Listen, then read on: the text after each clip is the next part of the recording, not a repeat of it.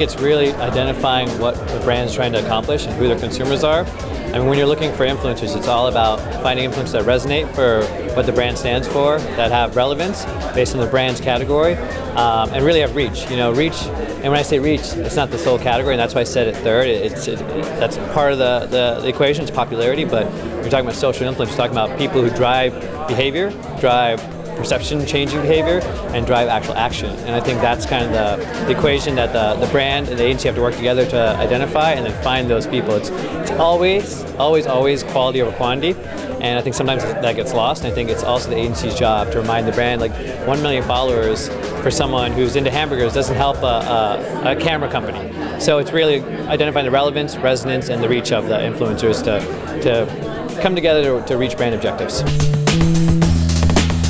I think it's someone who drives action, drives perception-changing behavior, right? I think, and I keep saying that, but those are so important. It's someone that when they say something, people engage with it, they share it, and they think about it. It's not the person that gets ignored, you get tweeted, it's like, oh, well, they tweeted that, they tweet 1,000 times a day. It's a person that actually believes in something, has knowledge and expertise in that topic, and drives some kind of action. The way they get people to do something is they have that confidence, that trust from their followers or their friends.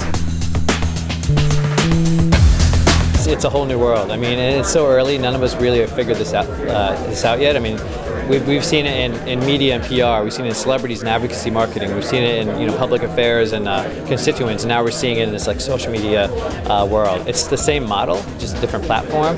But how you engage with these influencers is very different. I mean, you're talking about some influencers who are 14 years old, who know everything about cosmetics, and brands trying to engage with these girls, like two sisters down in Tennessee. I think they're 15 and 17. Hundreds of thousands of video downloads, thousands of subscribers. How do you engage with them? How do you make them brand advocates? Does that make sense? You know, how do you do it in an authentic way? So I don't know if I have the answer to what that's going to look like, but I do know it's changing the game, and it's really coming down to that personalized engagement from a brand. First, no one's figured that out yet, right? If I have, I would probably start my own little thing and make millions on it. But I think social media does offer a lot more abilities to measure. There's so many tools out there, and you can easily track, click through and share through content and engagement, retweets, followings, additions, time spent on a website, how much people engage with it.